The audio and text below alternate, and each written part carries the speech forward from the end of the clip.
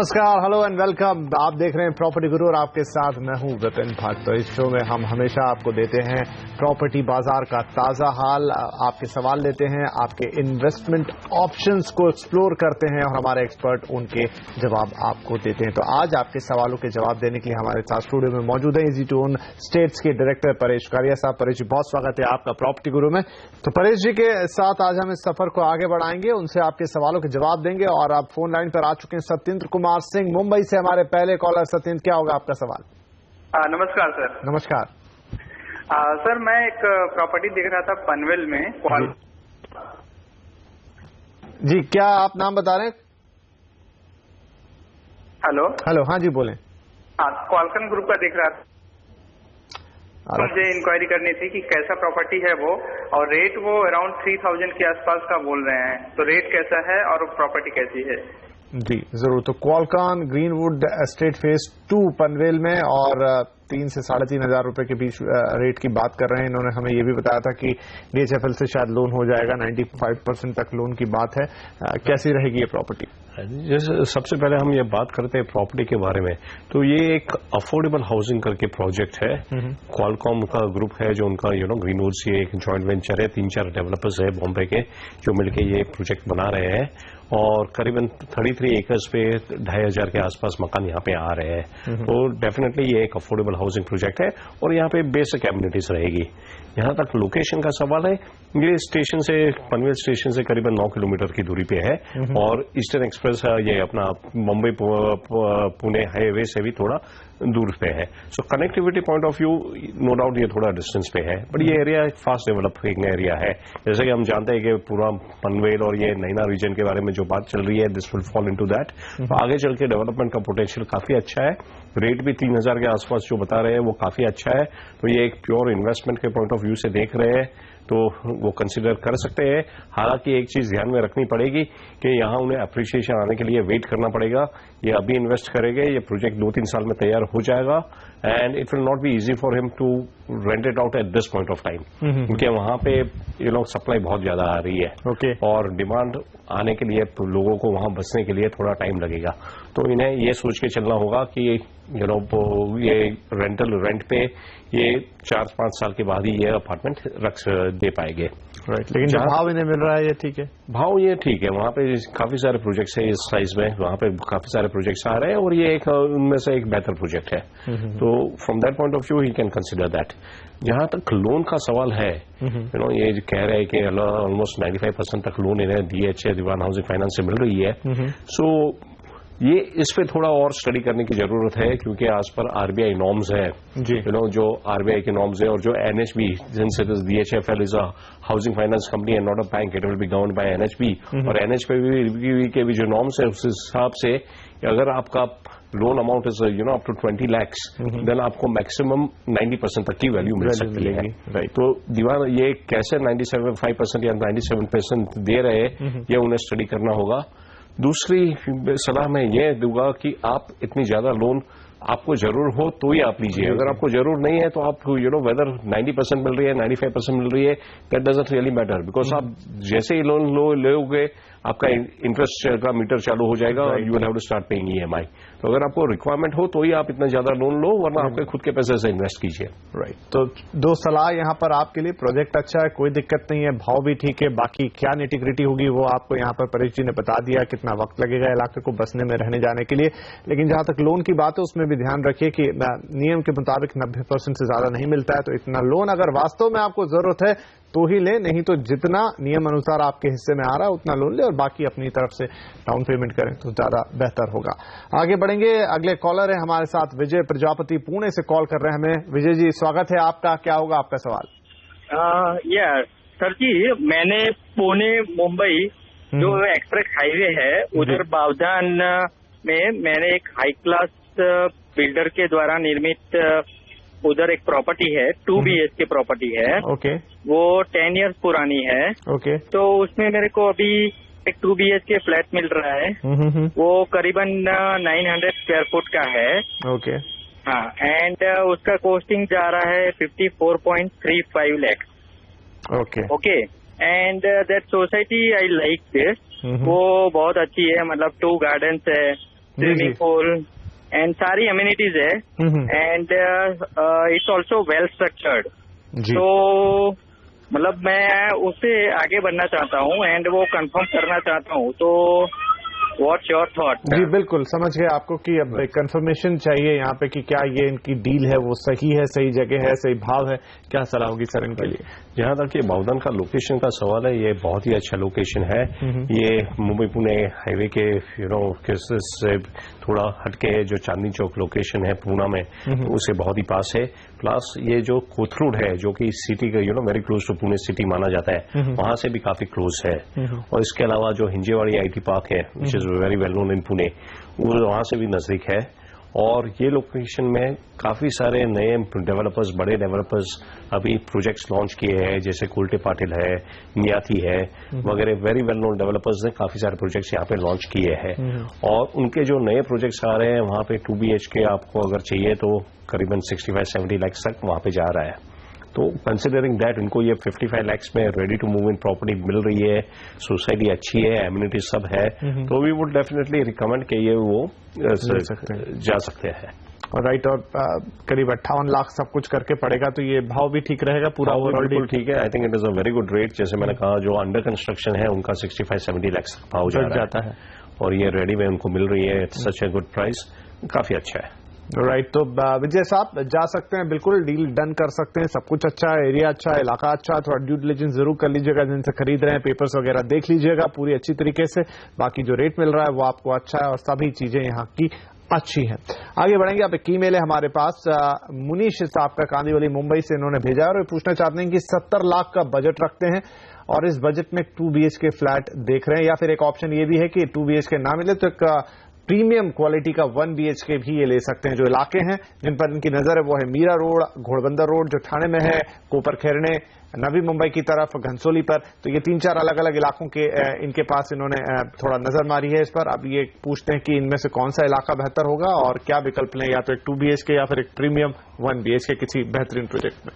देखिए सबसे पहले तो मैं ये इलाके के बारे में कहना चाहूंगा कि ये जो इलाके है थाना का इन्होंने घोड़बंदर रोड, कॉपर खेरने और मीरा रोड मीरा रोड इन्होंने वेस्टर्न मीरा रोड में वेस्टर्न लिया है।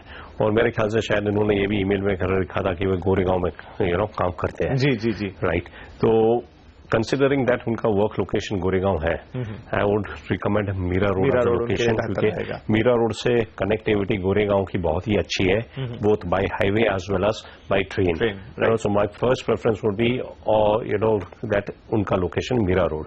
Second reason I would recommend Mira Road is क्योंकि उनके बजट में 70 लाख में एक 2 बेडरूम अपार्टमेंट थाने घोड़बंदर रोड पे तो मिलना मुश्किल है। हाँ, लेकिन मीरा रोड में उसकी संभावनाएं हैं। मीरा रोड में वही बजट में उन्हें एक अच्छे रेप्यूटेड डेवलपर का विथ एम्यूनिटीज नया प्रोजेक्ट में मिल सकता है।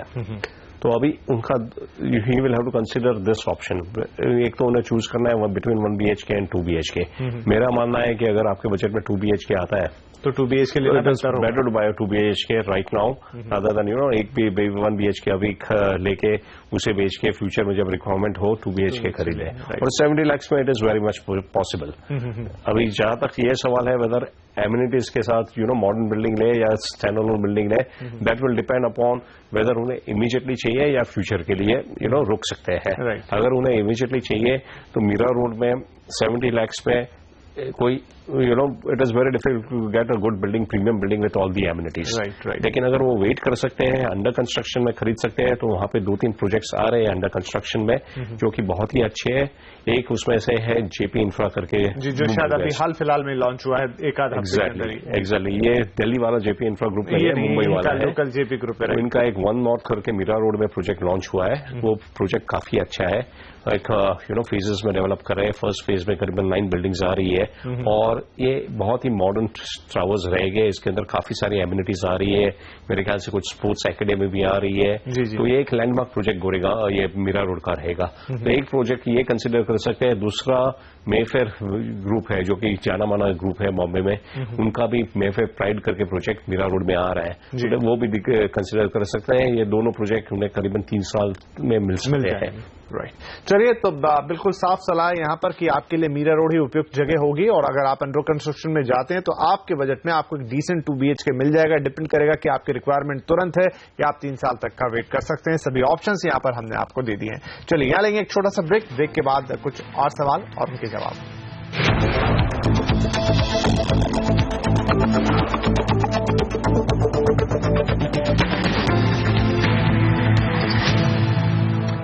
वेलकम बैक, आप देख रहे हैं प्रॉपर्टी गुरु, और आपके सवालों के जवाब देने के लिए हमारे साथ स्टूडियो में मौजूद हैं इजी टू ओन स्टेट्स के डायरेक्टर परेश कारिया साहब। तो उनके साथ अब हम इस सवाल जवाब के सिलसिले को और आगे बढ़ाते हैं। कुछ ईमेल्स हमारे पास इस हफ्ते आए हैं जिन्हें हम जरूर लेना चाहेंगे। एक है हमारे पास अक्षय रणदिवे साहब का, पुणे से इन्होंने लिखा और ये पूछना चाहते हैं कि 25 से 28 लाख के बजट में पुणे में एक 1 BHK फ्लैट लेना है। रावेत, पूनावाले, सुर रोड इलाके में एक नया फ्लैट क्या उन्हें मिल सकता है, या फिर वो रीसेल में देखें तो 25 से 30 लाख का। दरअसल परेश साहब, कई लोगों की हमारे पास इंक्वायरी आजकल पुणे को लेकर आती है, और शायद इन्वेस्टमेंट के पॉइंट ऑफ व्यू से ज्यादा होता है कि 25-30 लाख रुपए वो इन्वेस्ट कर सकते हैं। तो अगर हम ओवरऑल पुणे की बात करें, ये इलाके जो ये पूछ रहे हैं ये तो ठीक है, लेकिन अगर पुणे की बात करें तो क्या एक डिसेंट बजट है सिर्फ निवेश के दृष्टि से अगर देखा जाए? कि इन्वेस्टमेंट पॉइंट ऑफ व्यू से अगर हम देखते हैं तो 25 से 30 लाख में आपको डेफिनेटली इन्वेस्टमेंट ऑप्शन तो मिलेंगे ही, लेकिन this will be more from a local developers. जी जी, जो ब्रांडेड डेवलपर्स हैं उनके अगर 1 BHK के प्रोजेक्ट्स अगर आप देखते हैं तो even on outskirts of the city आपको कम से कम 30 से 35 लाख तक जाएगा। 35 लाख तक जाएंगे। तो ऑप्शन है आपके पास, या तो आप थोड़ा बजट आप बढ़ा दीजिए 30-35 लाख तक ब्रांडेड डेवलपर के साथ अच्छे गेटेड कम्युनिटी प्रोजेक्ट में इन्वेस्ट कीजिए, या तो 25 से 30 लाख के बीच में भी आपको लोकल डेवलपर्स है, काफी सारे लोकल डेवलपर्स है पुणे में जो वहां लोकली उनका नाम काफी अच्छा है, also they may not be known all across, तो उनके भी प्रोजेक्ट्स अगर आपको ढूंढेंगे तो मिल जाएंगे। तो it is very much possible in this ticket price to get something on outskirts of Pune in areas like this, इन्होंने जैसे कहा है। तो उसके अलावा जो जैसे कहा कि इन्होंने रावेत का नाम लिया, पूनावाले या सुर रोड, इस इलाके में आपको मिल सकते हैं। वेल यस, ये इलाके में उन लोकल डेवलपर्स के साथ मिल सकते हैं। ये जो उन्होंने लोकेशन दिए है रावेत और पुनाविले, ये अगर हम देखेंगे तो ये लोकेशन है between Bombay and Pune on the outskirts of Pune city towards Bombay, और ये हिंजेवाड़ी जो IT पार्क है उसके बहुत पास है। तो ये इलाके के बारे में एक चीज मैं कहना चाहूंगा कि the entire patch Pune city is growing on all sides, पर सबसे ज्यादा जो डेवलपमेंट हो रही है वो ईस्ट में और वेस्ट में, और वेस्ट में इस तरफ हो रही है जैसे हम जान रहे हैं कि पुणे सिटी में जो डेवलपमेंट अभी ज्यादा करके शिफ्ट मुंबई की तरफ हो रही है अलोंग द एक्सप्रेस वे, और आगे चल के जो मेरा मानना है कि अगले 15 या 20 साल में it will almost become twin cities, Mumbai and Pune, और Panvel is right in between.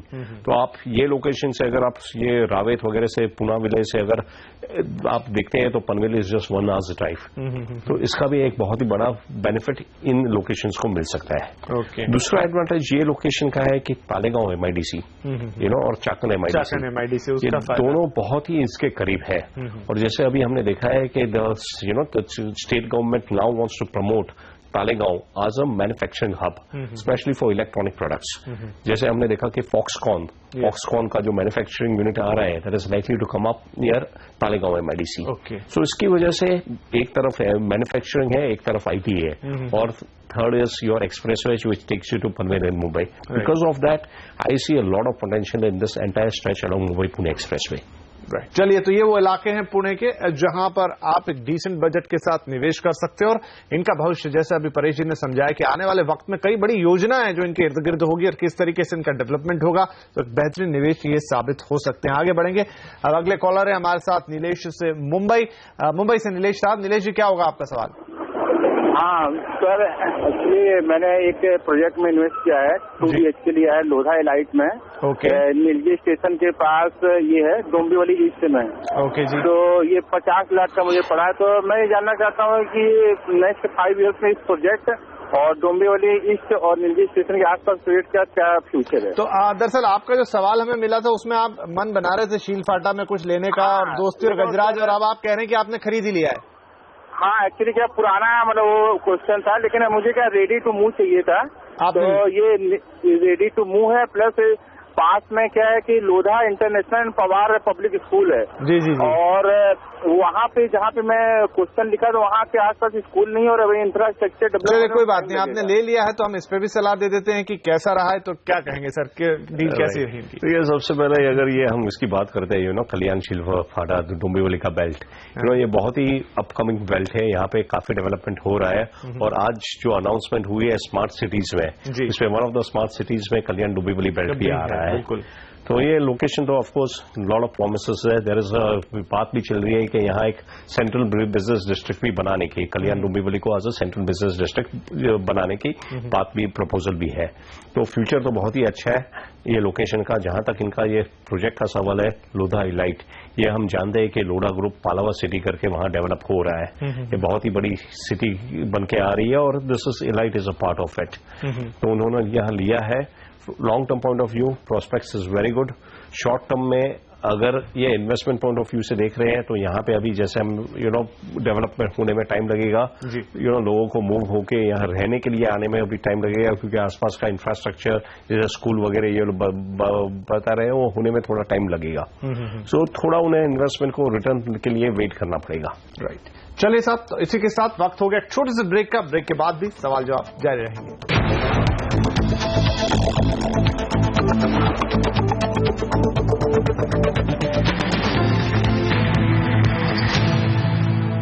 Welcome back. आप देख रहे हैं CNBC आवाज पे प्रॉपर्टी गुरु और हम दे रहे हैं आपके सवालों के जवाब। सवाल के जवाब देने के लिए हमारे साथ हैं परेश कारिया साहब। तो आइए हम इस सिलसिले को आगे बढ़ाते हैं। अब हमारे साथ हैं अजीत मेहता साहब मुंबई से फोन लाइन पर। अजीत जी, क्या आपका सवाल? जी, मेरा सवाल यह है कि मैं बोरीवली ईस्ट में 2 BHK देख रहा हूँ, तो उसमें मैंने एक कनक्या आरोहा प्रोजेक्ट देखा है और एक प्री लॉन्च है गुंडेचा का। ओके, तो दोनों में से किस पे जाना बेहतर रहेगा? क्या है गुंडेचा का, क्या प्रोजेक्ट है, नाम अगर आप बता पाएं? वो ठाकुर विलेज में, नाम तो मुझे ध्यान शायद आप ट्रिलियम की बात कर रहे हैं। अगर गुंडेचा है का है तो मे भी या कुछ और भी, क्योंकि 2-3 अलग अलग प्रोजेक्ट हैं। गुंडेचा परिवार भी बड़ा है। तो सर, ये जिन प्रोजेक्ट्स की बात कर रहे हैं, जिस इलाके की बात कर रहे हैं, बजट आप कितना रखते हैं सर? अराउंड 1.4 करोड़ रखता हूँ मैं। 1.5 करोड़ के आसपास का बजट। राइट।